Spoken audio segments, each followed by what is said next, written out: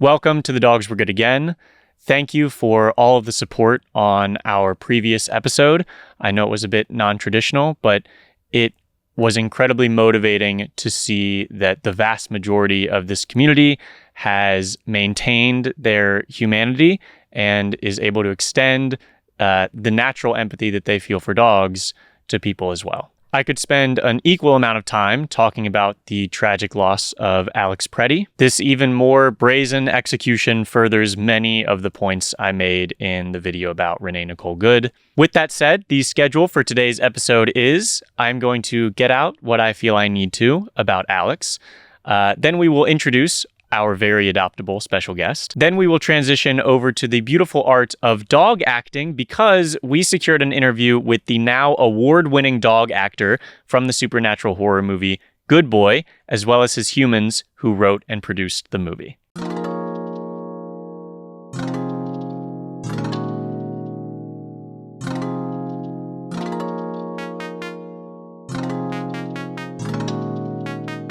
Just like with Renee, I am assuming you all are familiar with what took place last weekend.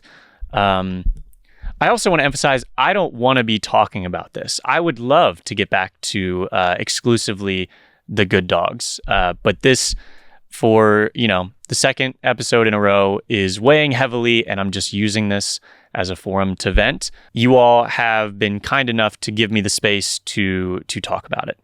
So, Alex Pretti was a 37-year-old American citizen, a registered nurse who worked in the ICU at the Minneapolis Veterans Affairs Hospital. Since his death, videos of him giving a veteran their final salute have gone viral, as well as statements from nurses that he mentored. The only summary I can manage is that the worst of us are killing the best of us. Alex had joined the protests in the wake of Renee Good's murder. Thanks to many angles of the shooting and the moments before it, we know that he was there filming agents, an act now proven so necessary. When an agent pushes a woman beside him to the ground, while attempting to help her, both Alex and the woman are pepper sprayed. As he is trying to help her up, he is tackled to the ground. As he is on his knees, an agent removes Alex's gun from its holster. Now on his knees, unarmed, he is shot 10 times. 6 of those shots occur as Alex is lying motionless. His last words were, "Are you okay?" spoken moments before to the woman pushed to the ground. I will say, and this is the only reframe I could do on it that felt certainly not positive, but there was a light there, is that it should be incredibly motivating to see so clearly that it takes 7 of them plus 10 shots to handle one of us. I have seen 2 defenses of this incredibly clear execution, and I think it's important to go over them. The first is simply, he had a gun, which drives me crazy because I never thought that would be the amendment that this group abandoned, but they managed it. Alex Pretti had a state-issued concealed carry permit for that gun. The Second Amendment extends to protests, because why the wouldn't it? And finally, at the time of his execution, no, he did not have a gun. The mental jujitsu these people have to do to now abandon their most precious amendment is hilarious and infuriating, and no one should take them seriously ever again. They have accidentally said very clearly that the Second Amendment exclusively exists to conduct school shootings.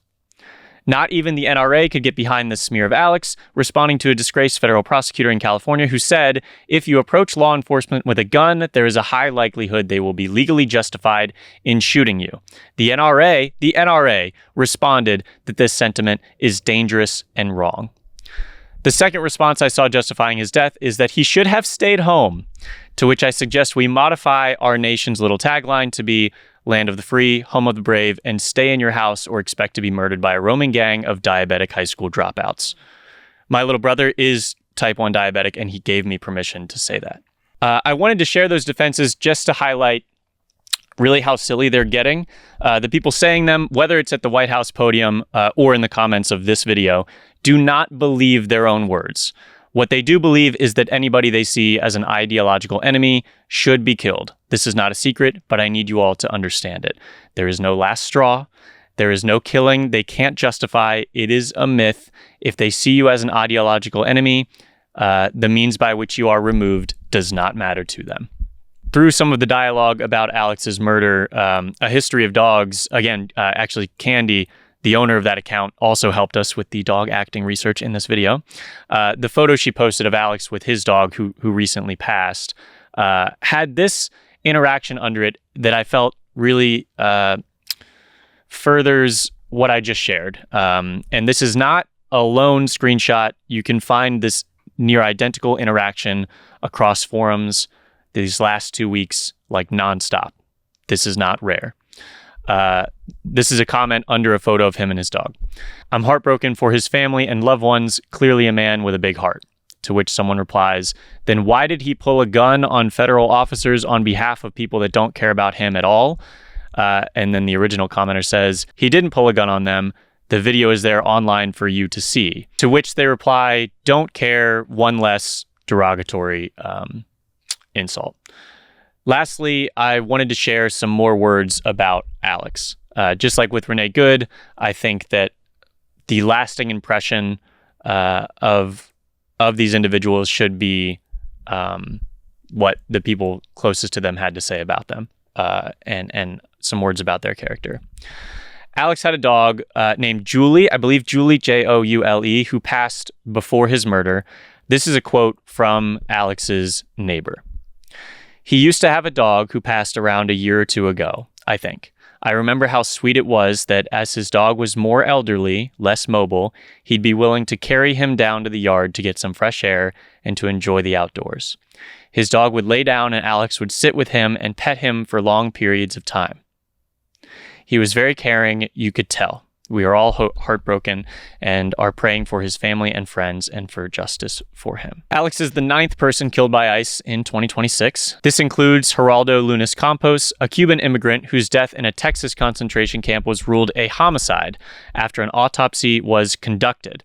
U.S. Immigration and Customs Enforcement said the 55-year-old father of 4 was attempting suicide and the staff tried to save him, which was a fine story until a witness told the Associated Press last week that Lunas Campos was handcuffed as at least 5 guards held him down, one put an arm around his neck and squeezed until he was unconscious. If you are in a position to assist Minnesota monetarily, the first link in the description underneath our adoptable dog will be to standwithminnesota.com, a website with mutual aid funds, rent relief funds, even pet funds for those affected by the federal agent occupation. If you have been moved, generally, to defend and advance the rights and opportunities of immigrants.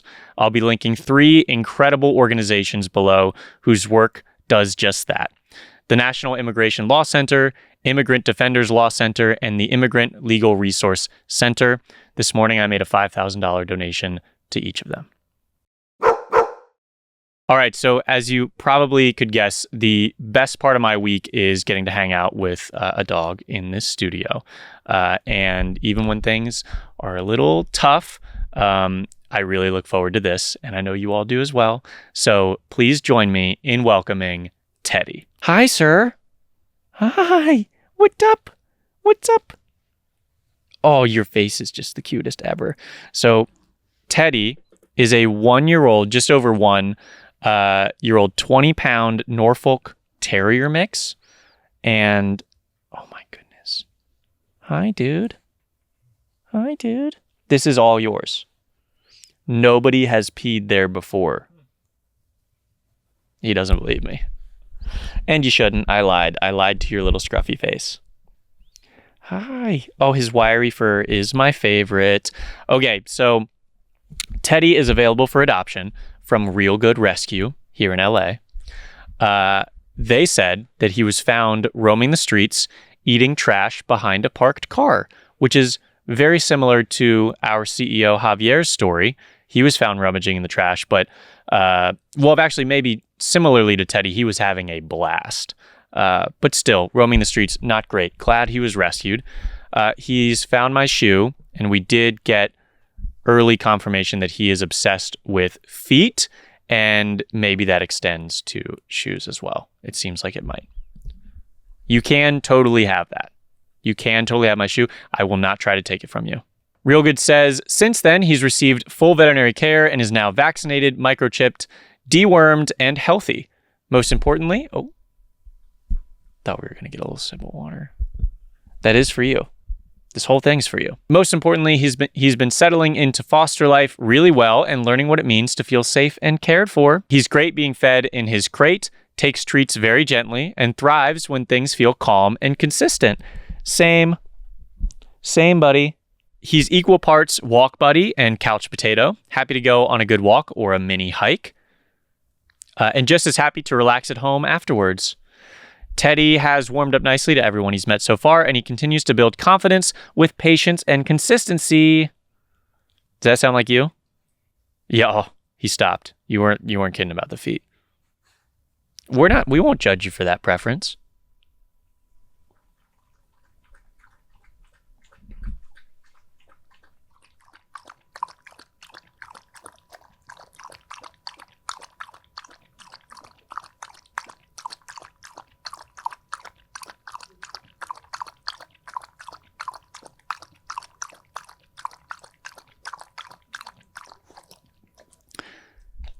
If you're new here, we don't interrupt when they're speaking. So there was some good water, huh?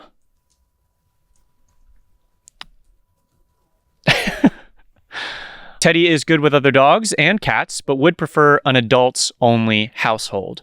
Once again, same. Teddy's adoption fee is covered by Pewter Thomas, who is a cat, and his dad, Carlos Thomas. Pewter the cat has a few reasons for donating that he shared with us. That's okay. See, it's not really a problem, and it's not unexpected because I think he's the 8th dog to pee in that exact same spot. We're talking exact same spot. We're prepared for this, although every episode it feels like it's the first time it happened.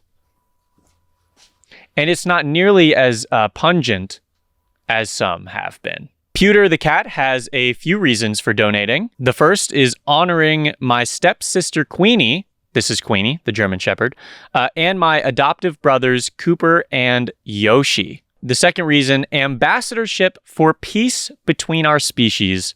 That's incredible. That's just a wonderful gesture of good faith from Pewter the cat. And of course, the desire to help a pup in need. Let's give it up for Pewter the cat and Carlos.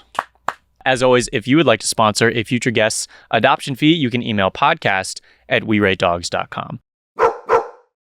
Before we talk to our movie star Indy, I do want to give a bit of a history lesson on dog acting.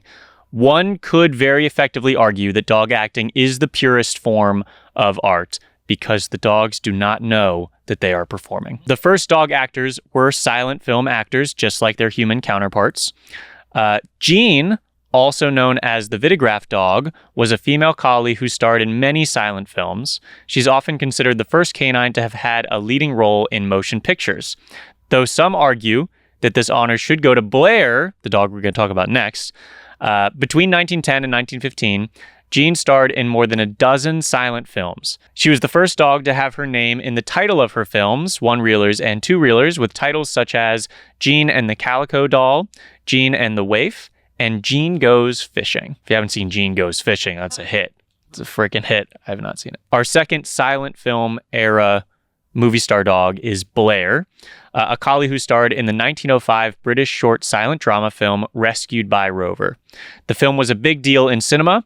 It was the first to feature a dog in a starring role, the first film to use paid actors, and the United Kingdom's first major fiction film. It was so successful they had to reshoot the entire film twice because the first two negatives wore out in meeting the high demand. Blair became a household name. Fun fact, this first appearance of a dog in a narrative-based film caused the uncommon name of Rover to become popular for dogs. All right, I'm going to go over some of the most notable dog actors, but we don't have time for all of them, so apologies if I skip your favorite. The first is Terry. Terry is one of the most popular dogs in film history. She's a Cairn Terrier most known for playing Toto in The Wizard of Oz opposite Judy Garland. Terry was born in November 1933 and appeared in her first film just a few months later in 1934. She worked up until the year she died in 1945. She appeared in over 20 films in her lifetime, 20 more than Teddy. All right, next up is Pal, better known as Lassie. Pal was a male rough collie who was the first dog to portray the character Lassie in film, radio, and television. He was born in 1940. He auditioned for the role of Lassie against 1,500 other dogs. He didn't get it, but was hired as a stunt dog instead. After 6 weeks of filming, he replaced the female collie in the lead role. Pal was a great actor, and he filmed with enthusiasm, rarely requiring multiple retakes, and did his very own stunt work. He went on to star in 6 more Lassie films from the mid-40s to the early 50s, then appeared in shows, fairs, and rodeos around the USA before starring in 2 pilots for the Lassie television series in 1954. After Pal retired, his son Lassie Jr., creative name, went on to star in the TV series for Lassie. Several of Pal's descendants have gone on to play Lassie, including the 9th generation descendant in the 1997 Animal Planet Lassie show. Then we have Strongheart, born Etzel von Oringen. He was a male German Shepherd. He was trained as a police dog in Berlin, and served in the German Red Cross during World War I, but when his owner was left in poverty after the war, he wasn't able to support his dog. At age 3, Etzel was brought to the United States to be sold. Lawrence Trimble, the film director who owned Gene the Vitagraph dog, saw him and recognized his potential. I should pivot to that, just being like, that dog's a movie star. He persuaded a friend to buy him, and then he trained and directed him in 4 rugged outdoor adventure films. Strongheart ended up starring in 6 films. He made a lot of money, I assume for the person, and was inducted into the Hollywood Walk of Fame in 1960. The final dog I'm going to mention, but again, there's many other notable dog actors, is Rin Tin Tin. He was a male German Shepherd born in France. He was rescued from a World War I battlefield by an American soldier, Lee Duncan, who trained Rin Tin Tin and got him into silent films. Rin Tin Tin was an immediate box office success and went on to appear in 27 Hollywood films, gaining worldwide fame. Some notable performances that Candy, again, A History of Dogs on Instagram, a lovely follow. She helped with the research for this episode. Some notable performances that she wanted to mention. Of course, the golden retriever named Ben in the 1993 movie Homeward Bound. Ben's character was named Shadow. One that Candy and I absolutely agree on is Messi, the border collie who played Snoop in Anatomy of a Fall in 2023. And of course made headlines at the Oscars in 2024 because they did a cutaway that was pre-filmed of him clapping, and then there's that viral clip of Ryan Gosling like looking over, and this is incredible. It was amazing. Messi playing Snoop was unbelievable. At one point, no spoilers, at one point the dog like plays dead. It's phenomenal. Watch the movie. Just watch the movie.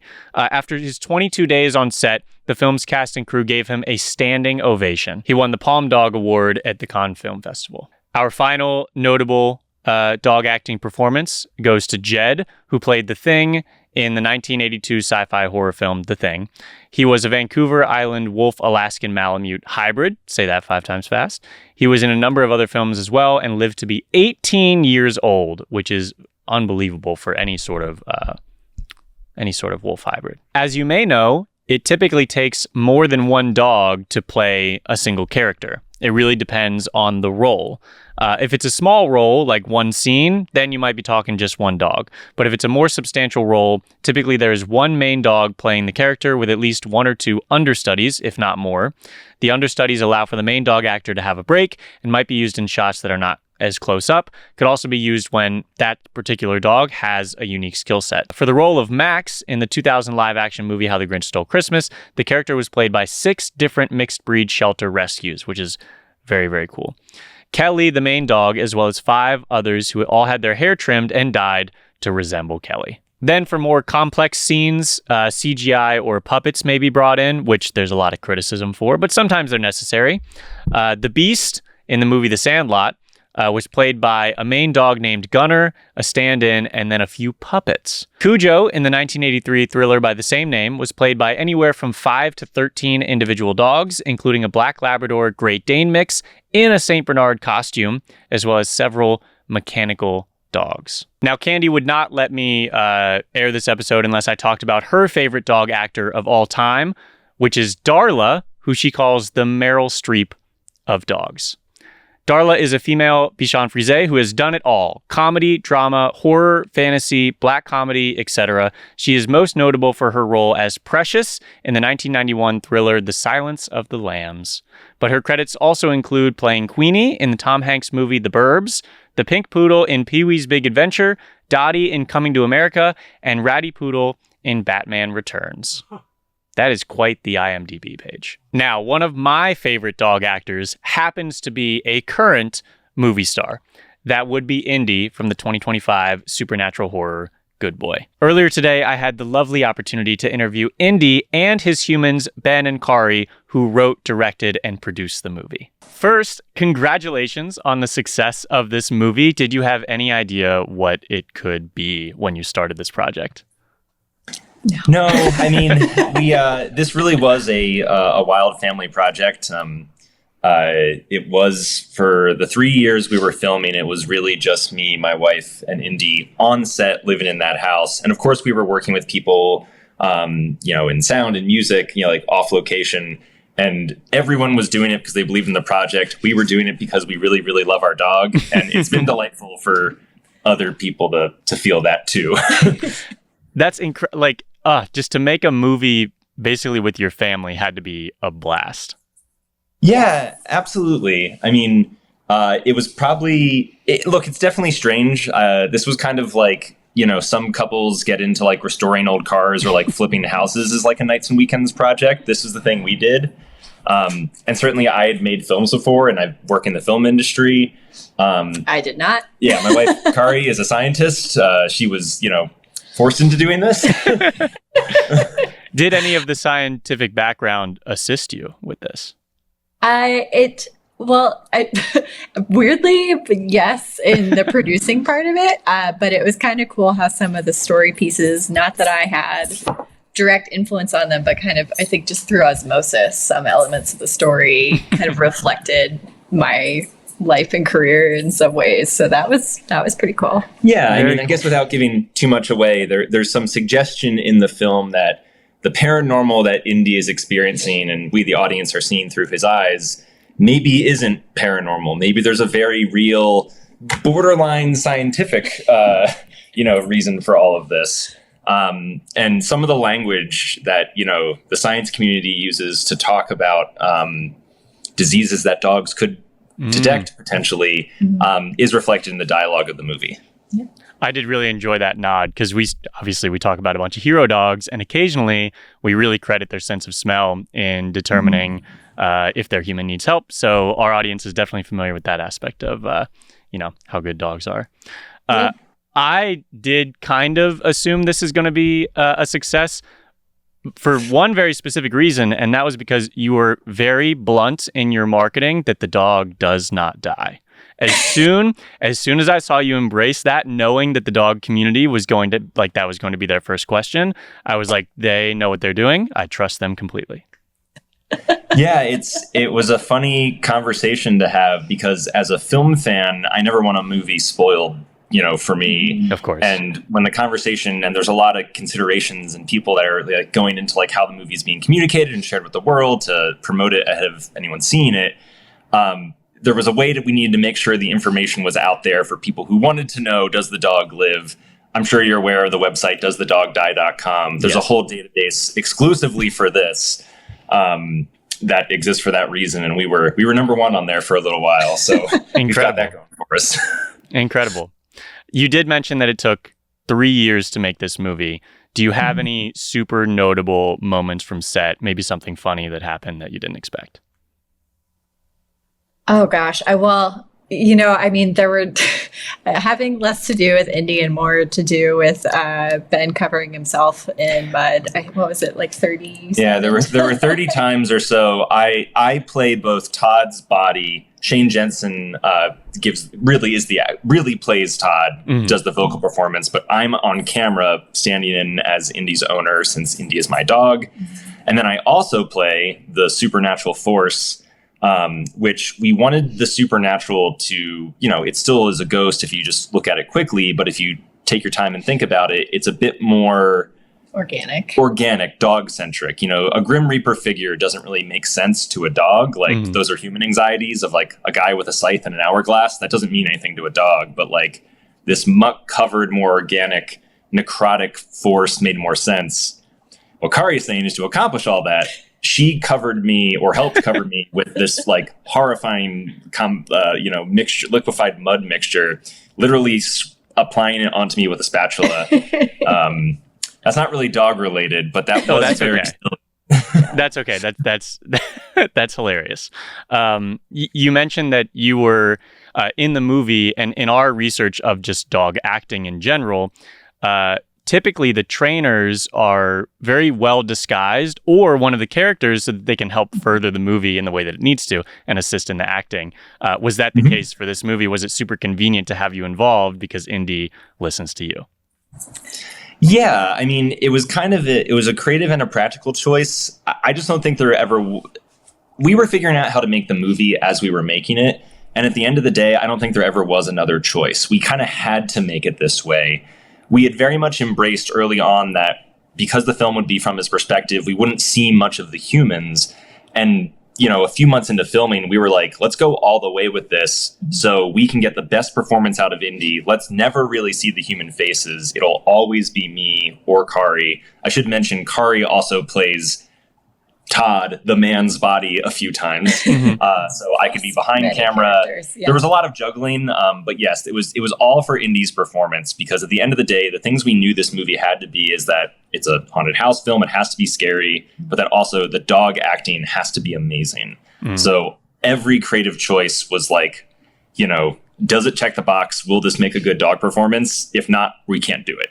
Yeah. And also, like, every new person, like, anytime a new person comes to your house, the dog is going to have to spend several minutes like sniffing them, checking them out. If they're Indy, he's just sitting there and staring at them like the entire time that they're there. So like adding more and more people to the set just would have really, slowed us down a lot. Or they would have had to live with us for 3 years. Yeah, that makes sense. Yeah. The film lingo is a closed set. So anytime they really limit the number of people to like just the camera operator and the director and a few people, and on conventional movies, it's because they're shooting like a really emotionally challenging scene and they're kind of cut down on distractions. And certainly they'll use closed sets when working with dogs on a more conventional movie because they're trying to limit distractions. For us, it was no distractions. We live in the house is the set. Every piece of equipment is just out with us all the time. So Indy would be used to it, and just, again, I cannot say this enough, he does not know he's in a movie. That's the beauty of the dog acting. It's like the purest form of art. There's no ego involved. Exactly. He is a method actor in a way humans could only dream to be. Was the decision to film at his height and really his perspective throughout, was that obvious, or did it take a while to arrive at that conclusion? It was always the intention. I guess obvious is an interesting way. Like, yes, we wanted to use his perspective to tell the story.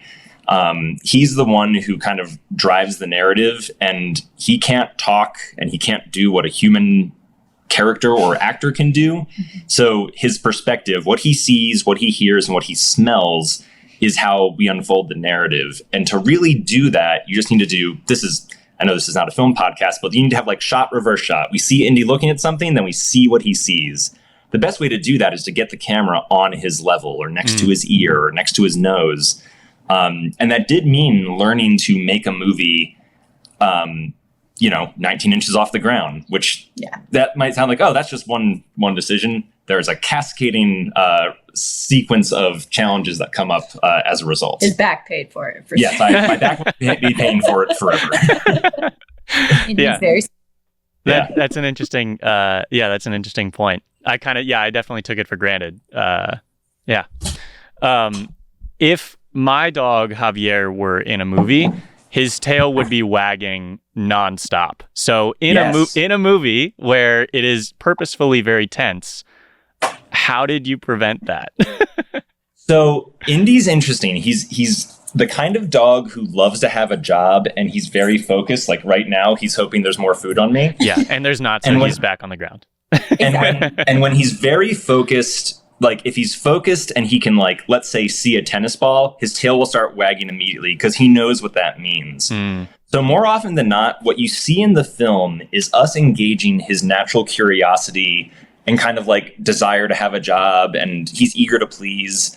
So the way we're doing that is we're frequently giving him commands or stimuli that are either new or like adjustments on things he knows. And the result is the performance you see.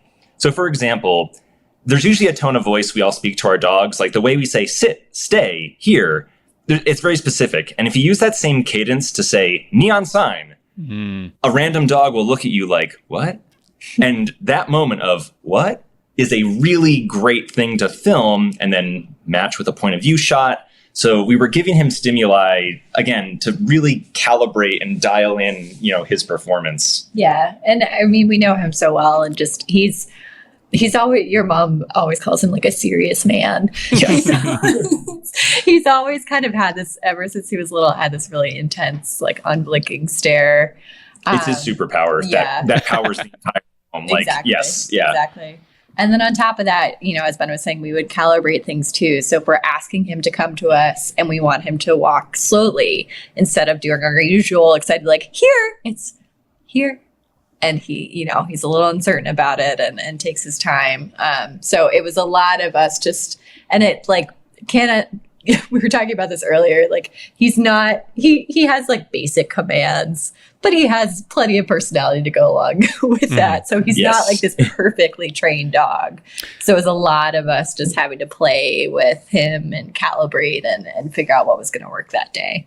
Yeah, a lot of, I mean, because you have so many like cameras on him, the subtleties of all of his expressions really come out, and I think that really assists him. I had a really good question off of that one. And I could follow up with you mentioned a tail wag would be an issue for you. The thing we weren't combating, but we were certainly always aware of, was panting.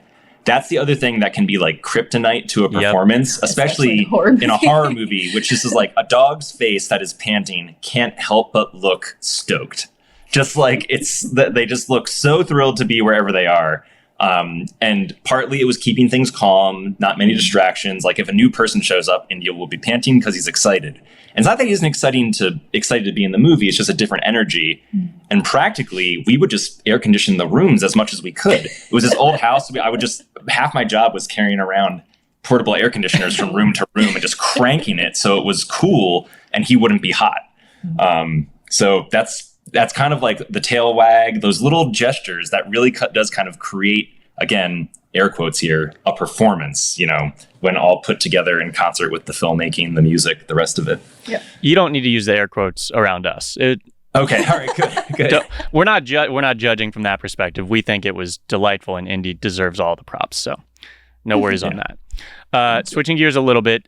Did Indy have a favorite scene that you could tell, or a least favorite scene? I think some of his most favorite scenes are kind of the most action-packed, that look like maybe the ones that look the least pleasant for the character are the things that for Indy the actor are the best. There's a moment where blood is sprayed onto his face and it always gets a gasp. And the reality of that is that we had edible dog-safe blood, which I did project onto Indy. And then the reason the film is cut the way it is that if that shot of the blood spraying onto his face went any longer, it would show him eating the blood super enthusiastically. So it's him eagerly awaiting the blood coming to him, which he is then about to eat. And things like, you know, there's a scene later where like anytime it looks like there's like conflict or a fight where he's like caught, at one point he appears caught in something. Again, not wanting to give away spoilers for anyone who hasn't seen it. But the practical reality of that scene is that it's a lot of shaky camera and I'm speeding up and reversing footage to create the illusion of like action and tension. And what's really happening is that Indy's laying on his back and I'm scratching his belly. And the filmmaking, you know, the shaky camera just kind of instantly creates the tension and the appearance of, you know, visceral action. Yeah. So Indy definitely enjoyed that. Yeah. And then in terms of like least favorite, as you can tell, like he's not hanging around with us, calmly sitting in this chair while we're talking because he's a very active dog. And so there are scenes where, he's meant to just be standing there with like very expressive face, and he has to be perfectly still because it's very close up. And if he moves forward or backwards, he's going to be out of focus. And that scene, I think, took us, 3 days to get? Yeah, there's some beautiful dramatic close-ups, which are some of the shots I'm the most proud of at the end of the movie. But they required Indy to sit really still for like 5 to 8 seconds. And as you can see right here, just 5 to 8 seconds of stillness on a spot that I want him to be on took 3 days to accomplish. And it's just a close-up of him looking past the camera. Yep, there we go. Stillness is challenging. That was, I think that was the hardest, like one of the hardest shots in the movie. Yeah. I thought his least favorite may have been the bath, but how is he is he fine with baths? Yeah, he doesn't mind baths and he doesn't mind water. So that was a trick of the movie. That's definitely a trick of the film too. So the same way I mentioned that panting would really kind of ruin the performance in a horror movie, something that works really well in a horror movie is, I don't exactly know why, but wet dogs look sad, even though dogs love the water, and especially Indy. So there's times where he appears wet and muddy. There's another moment where Indy, he disappears for a while, and then when Todd, the character, finds him, he's behind this door in this impossible place covered in mud, and it always gets a good gasp from the audience. And if you think about it for a minute of just like what it took to film that, I just asked my dog to roll around in a mud puddle, which is like Indy's idea of heaven. So, again, sad dog is a wet dog. I don't know why we think that, but that's certainly powers the end of the movie for sure. Yeah, that's great. I think I read that you waited for him to naturally fall asleep to do some of those shots. Is that true? Yes. Anytime we never learned to teach him to fall asleep on command. If there's someone out there who has done that, I would love to talk to them. In the middle of asking that question, I was like, well, how else would they have done that? I've seen some amazingly trained dogs that can that do commands. We just made the movie a different way than that. Yes, so we had to wait for him to fall asleep. It was a lot of just sitting behind the camera. We'd put a movie on or listen to a book on tape and just wait.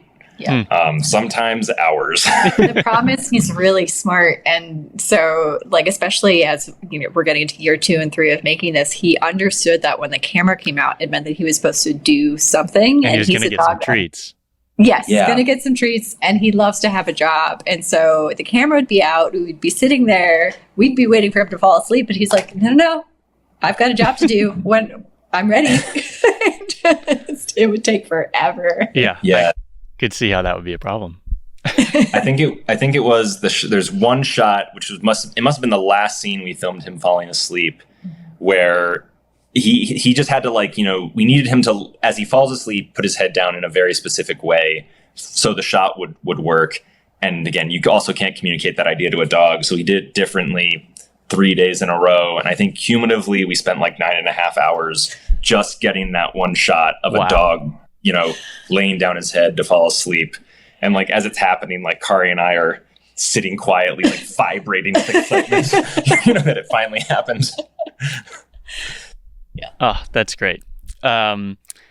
Indy did have a stuffed replica of himself called Fendi. Yes. I assume that's fake Indy. Yes, Okay, it is. All right, got that. It was used as a stand-in when setting up various shots in the film and performing some stunts. What does Indy think of Fendi? I mean, Indy is, what's the polite way to say? Enamored. He's enamored with Fendi. They couldn't be in the same room, for sure. Okay. Yeah. Yes, Indy is quite amorous about Fendi. So they don't do red carpets together. Okay. I was going to ask where Fendi is now. Yeah, no, Fendi's in the other room. I mean, just always in a different room. I understand. Yes, that's always fine. In a different room. He's on the porch. Yeah, that's fine. That's fine. Well, we can move to the latest very exciting news, and that is Indy has made Film Awards history.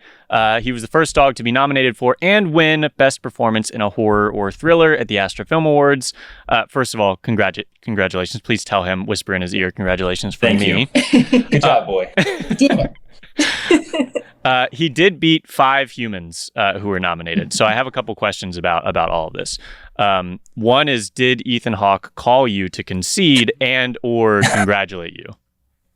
No, we haven't gotten that call yet. I mean, we may need to run into him and I think he's a dog person. We'd be delighted. We'd be delighted to, we'd be delighted to, make the photo happen, whatever. No, I mean, that was so unexpected. We really did not think that was, how that would shake out. It's incredibly flattering, and obviously Indy does not understand he was in a movie. So it's pretty delightful. And then, well, how did Indy celebrate? / how did you all celebrate? So, I mean, Indy's favorite thing in the world is playing fetch. So, I mean, we do this, most weekends anyway, but he got an extended fetch session, go early to the park so no one else is there. And, he'll play fetch until, he runs out of calories or your arm falls off. we didn't push it that far, but he got an extended fetch sequence. And then my last question about the award, did Indy appreciate that more or less than being the number 1 dog of that week? Yeah. This is, be careful. Wow. Indy? All right, let's bring him on. What do you think? Come here, boy. Genuinely hard question. Okay. All right. So I can ask it again while he's here, Indy. So Indy, which mattered more to you, winning the Astra Film Award or being the number 1 dog of the first week of 2026? What's that? Oh, definitely dog of 2026. Oh, thank you so much. That's actually what I heard as well, Indy. Thank you so much. Good job.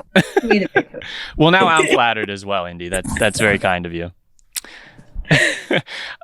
Where do you see, obviously dog acting has been a thing since they were silent actors. Where do you see the future of dog acting headed, and maybe how do you see Indy contributing to that? Well, I mean, I think something I was definitely conscious of when making the film was that I was, again, air quotes around this, training Indy differently than it's usually done, really using time as a resource. In most films, especially like of the modern era, they use multiple dogs to play the same character so they can just practically, because film days are 12 hours long and a dog's attention span is so much shorter than that. We only filmed in these 3-hour chunks, working with a dog that wasn't working for food or because he was following commands or, had been trained in this like detailed sequence of events. It was a little more like natural, I guess. We were embracing things that were unique to him. We're certainly not the first people to do this. Wendy and Lucy is a well-known film where the filmmaker's dog is in the film. It's kind of been a growing trend. Bradley Cooper's dog is in A Star Is Born, I think, starring as his character's dog. So I feel like if there's something new that could happen, that if we're a part of it, I guess to put it that way, would be maybe it's this different kind of animal acting that's less about tricks and, more about embracing what a dog already does in his daily life. That feels like where there's like new, maybe fertile territory, for sure. I think that is also one of the like beautiful secrets of the film is that you're seeing a dog as a dog for the most part, and that allows how we see dogs to shine through. You're not doing anything that seems unnatural to a lot of your audience, I assume, has dogs or has at least interacted with a dog before. So when they see Indy on screen, they're like, that's as expected. And I think it's easier to confront the movie instead of like, obviously there's so many complaints about when CGI is used for a dog because you lose, it becomes what we want a dog to be, or it's too human and you really lose that. So I think that was definitely one of the one of those subtle secrets that as to why everyone loved Good Boy is because it is familiar. It has that familiar sense. I love what you said, and we were so conscious of that. I think any movie works well because it's relatable in some way, and I think that's especially true with horror. That the scariest movies look like they take place in a place you've lived, and the people in it seem like people you know. And kind of how that applies to us is that we wanted the dog acting to be familiar, where I think everyone who's owned a dog or has been around a dog can relate to a moment where a dog barks in the middle of night, seemingly at nothing, or appears to stare into an empty corner. And that's kind of like an engine that powers all of this. And getting that behavior to be essentially real is really crucial to kind of click into the story correctly. Mm-hmm. Was it fun to look through your camera roll for those puppy videos at the beginning? I mean, yes, of course. And also we do that a lot ourselves. We're clearly obsessed with our dog. Yeah. We'll sit around and look at this picture when Indy was a puppy. It was, unfortunately enabling because it's yes, we took so much footage and we're actually using it. Yeah. Yeah, it justifies. Yeah, you really do need all those thousands of pictures of your dog. You might need to use that in a movie someday. Yeah, it justifies the 256 gigs for your 512 for the iPhone for sure. Yeah. If Indy could work with a fellow actor, human or canine, who would it be? Wow. Oh boy.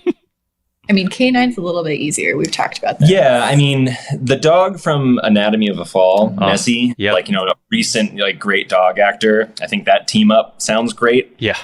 There's a buddy comedy. There's a buddy comedy there. We think they both work for the TSA, trying to smell out things, but maybe something's wrong at the airline. Ben, it sounds like you've actually already thought that one through. Yeah, we have thought about that one. I feel like that script already exists. Challenging. What are you going to say? Well, the honest answer is, I say this as someone who's 6 feet tall, and I've gone through my life realizing that some dogs love tall men and some dogs dislike tall men. Indy loves a tall man. Okay. So I'm trying to think who's a famously tall actor, because that's the answer. Jacob Elordi, maybe? Yeah, okay. Just if they make another... So here's the answer. A basketball player has to be in a Space Jam movie. So that's the answer. He wants to be in a Space Jam film because of height. Yeah. I like that. That's a Space Jam Airbud crossover. Yeah, well, it writes itself. Yeah, let's stop talking. Not only does it write itself, but Ben, I'm pretty sure you're far along in that first script. Okay, I have two more questions, and they are the most important ones. Sure. For you both, do you believe in the supernatural? And if so, do you think that dogs can sense it better than we can? Do you want to go first? I actually don't know if I've ever heard you say whether you believe in the supernatural or not. I don't know. Ambiguous answers are welcome. Yeah. Ambiguous answers are fine. No, I'm always for things that can't be explained, but as a scientist, I think I have to say that there's probably a scientific explanation behind it. But we did have a somewhat supernatural experience with Indy. Yeah. I guess what I'll say in my belief in the supernatural, my head says no, but my heart says yes. I don't know. I like to believe that we live in a world where there's things we can't explain. It would be a more fun world if there were supernatural. Yeah. And could dogs detect it? I mean, yeah. So the story Kari's alluding to is that literally the day we finished filming, we went to go visit her family, an aunt and uncle who live in an old historic part of Hartford, Connecticut. So, old New England town, big old house. And as soon as Indy got into this house, he became obsessed with this coffee table and did exactly what you see in the film. He stared at me. He stared at the coffee table. He would move a little closer and stare at me and stare at the coffee table. I'm not making this up. Wow. And then we look, and there's a drawer on the side of the coffee table that, he's staring at. And inside of that drawer, tennis balls. I'm dead serious. That really happened. That is fantastic. That's a true story. So Indy does not have in any of our experience, the ability to detect ghosts, but he does have a borderline superhero level power to detect tennis balls in places that he has no business knowing them to exist. Oh, that is incredible. Wow. Thank you for sharing that story. That's delightful. Yeah, of course. And then my final question, and I ask all my favorite people this, why do we love dogs? Oh. It is also the toughest question, sorry. There's so many answers to that. I mean, I'll say something. I have an observation, I guess, which is this came from my co-writer, Alex Cannon, who I wrote the film with. And it came out of a moment where, we're just talking about Todd, the character, and Indy, the character's relationship. And apparently people have observed that we treat dogs the way we wish people would treat us, which is to say we wish we would be treated with unconditional love and like lavished with praise and attention and get all of our needs met. And I don't know if that exactly answers your question, but I really like that observation, that it's part of the appeal of dogs is that we certainly see ourselves in them. You know, it's not that profound to say humans think in animals, but, you know, they're the animal the human race has spent the most time with, you know. Mm-hmm. So there's a lot of answers to that question. Yeah. Kari, do you have anything to add? Oh, we were just talking about this earlier, that like dogs are often better people than people. Mm. Yeah, they're just a delight. To Ben, a little like one more thing on your point. We've had some people answer that in kind of a way that's like, we're a little bit jealous of their simplicity in a way, it's very pure and unfiltered, and it kind of circles back to that unconditional love. It's like we want, it's an idealistic way of living, and dogs, you know, they're in close proximity to us, kind of just showing us what life could be, you know. So well, thank you both very much for your answer. One of my favorite things to ask. Is there anything else you'd like to share with our viewers, or anything else that Indy would like to share with our viewers? Indy, anything else? Indy would like to tell everyone that he hasn't had his dinner, and we're very guilty people for not having given it to him. So that's what's up next for Indy. That's what he's working on next.